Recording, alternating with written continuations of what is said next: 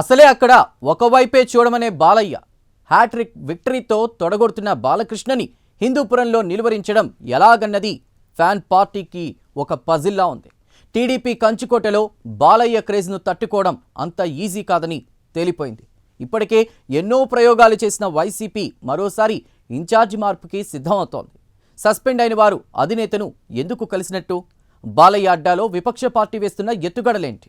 నందమూరి తారక రామారావు వారసుడు, ఆయన నట వారసత్వాన్ని కూడా పొణికిపుచ్చుకుని వెండితెరపై ఇప్పటికీ దుమ్ము లేపుతున్న నటుడు, సినీ రాజకీయ రంగాల్లో అందరినీ మెప్పిస్తున్న పద్మభూషణుడు నందమూరి బాలకృష్ణను ముచ్చటగా 3 సార్లు అత్యధిక మెజార్టీతో గెలిపించిన హిందూపురంలో జెండా పాతేందుకు వైసీపీ చేయని ప్రయత్నాల్లేవు.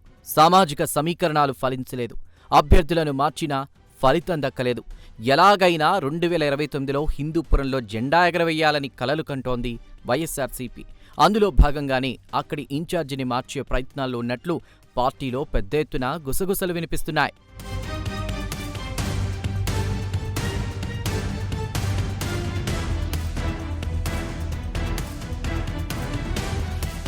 రెండు 2024 ఎన్నికల్లో మాజీ మంత్రి పెద్దిరెడ్డి రామచంద్రారెడ్డికి అత్యంత సన్నిహితులుగా ఉన్న దీపికను హిందూపురం అసెంబ్లీ బరిలో దింపింది వైసీపీ. బీసీ ప్లస్ మహిళా వ్యూహం వర్కౌట్ అవుతుందని పార్టీ లెక్కలేసుకుంది. కానీ అప్పటికే 2 సార్లు గెలిచి స్పీడ్ మీదున్న నందమూరి బాలకృష్ణ చేతిలో దీపిక ఓడిపోయారు. ప్రస్తుతం ఆమె హిందూపురం నియోజకవర్గ వైసీపీ ఇన్ఛార్జిగా కొనసాగుతున్నారు. తాజాగా దీపికను పక్కన పెట్టాలని వైసీపీ అధిష్టానం భావిస్తున్నట్లు పార్టీలో గుసగుసలు వినిపిస్తున్నాయి. ఆమె స్థానంలో పార్టీ నుంచి సస్పెండ్ అయిన 2 కీలక నేతల్లో ఒకరికి ఇన్ఛార్జి బాధ్యతలిచ్చే దిశగా వైసీపీ అధిష్టానం పావులు కదుపుతున్నట్లు సమాచారం. ఇటీవల తాడేపల్లిలో మాజీ ముఖ్యమంత్రి, వైసీపీ అధినేత జగన్మోహన్ రెడ్డిని హిందూపురం వైఎస్ఆర్ కాంగ్రెస్ పార్టీలో సస్పెండ్ అయిన మాజీ సమన్వయకర్త కొండూరు వేణుగోపాల్ రెడ్డి కలవడం పలు అనుమానాలకు తావిస్తోంది. మరోపక్క మాజీ సమన్వయకర్త నవీన్ నిశ్చల్ పార్టీ నుంచి సస్పెండ్ అయిన ఇటీవల విజయవాడలో సజ్జల రామకృష్ణారెడ్డిని కలిశారు. పార్టీ నుంచి సస్పెండ్ అయిన 2 నేతలు అగ్ర నాయకత్వాన్ని కలవడంతో ఇన్ఛార్జిగా కొనసాగుతున్న దీపిక ఒక్కసారిగా షాక్కు గురయ్యారట.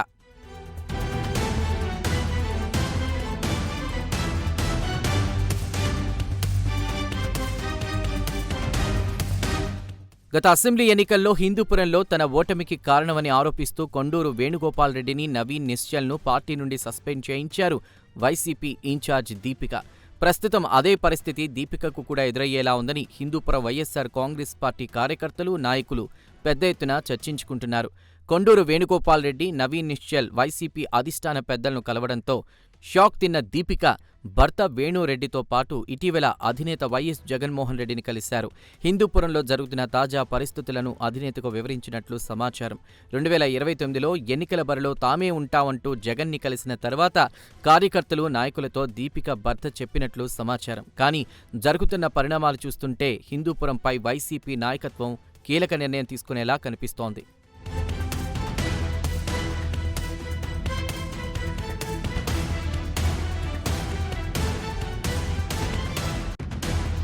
నందమూరి బాలకృష్ణ తర్వాత హిందూపురం ప్రజల్లో పట్టున్న నాయకుడు నవీన్ నిశ్చల్. 2004 ఎన్నికల్లో కాంగ్రెస్ పార్టీ తరపున పోటీ చేసి ఆయన ఓటమి పాలయ్యారు. 2009 ఎన్నికల్లో స్వతంత్ర అభ్యర్థిగా, ఆ తరువాత 2014 ఎన్నికల్లో వైఎస్ఆర్ కాంగ్రెస్ పార్టీ తరపున పోటీ చేసి ఓడిపోయారు నవీన్ నిశ్చల్.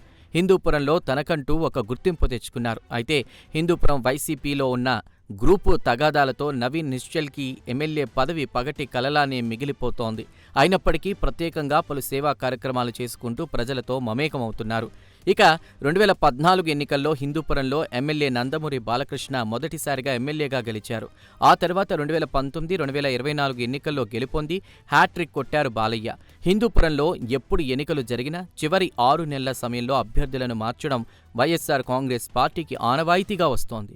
ఎన్ని ప్రయత్నాలు చేసినా బాలయ్య కంచుకోటలో గెలుపు ఫ్యాన్ పార్టీకి పగటి కలలానే మిగిలిపోతోంది.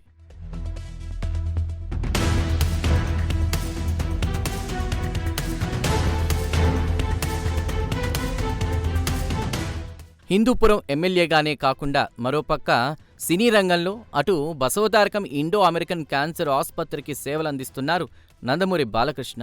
అందుబాటులో ఉండరని, 3 నెలలకోసారి నియోజకవర్గానికి వస్తారని బాలకృష్ణపై విపక్ష నేతలు ఆరోపణలు చేస్తుంటారు. అయితే హిందూపురం ప్రజలు తన కుటుంబ సభ్యులని బాలకృష్ణ పదే పదే చెబుతుంటారు. అందుకు తగ్గట్టుగానే నియోజకవర్గ అభివృద్ధిపై ప్రత్యేక ఫోకస్ పెట్టారు. అడ్మినిస్ట్రేటివ్ మేనేజ్మెంటును డాక్టర్ సురేంద్ర పర్యవేక్షిస్తుంటారు. పొలిటికల్ సమస్యలేమైనా ఉంటే కోఆర్డినేటర్ శ్రీనివాసరావు చూస్తుంటారు. ప్రభుత్వ అధికార పిఏ వీరయ్య, బాలాజీలు నిత్యం ప్రజల వద్దకు వెళ్లి వారి సమస్యల పరిష్కారం దిశగా కృషి చేస్తుంటారు. ఇలా నలుగురు ఎమ్మెల్యే కార్యాలయంలో నిత్యం ప్రజలకు అందుబాటులో ఉంటూ హిందూపురం అభివృద్ధిని పర్యవేక్షిస్తున్నారు. గతం కంటే హిందూపురం అభివృద్ధిలో ముందుంది.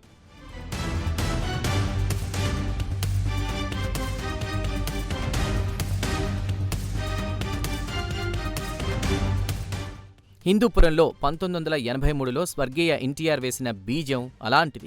అప్పట్నుంచి తెలుగుదేశం పార్టీకి హిందూపురం నియోజకవర్గం కంచు కోటలా మారింది. మరోవైపు వైసీపీ గ్రూపులతో టీడీపీ మరింత బలపడుతోంది. ప్రతి ఎన్నికల్లో బాలయ్య మెజార్టీ పెరుగుతోంది. హిందూపురంలో బాలకృష్ణను ఓడించడం అసాధ్యమని తెలిసినా మరోసారి ఇన్ఛార్జి మార్పుకి వైసీపీ సిద్ధమవుతోంది.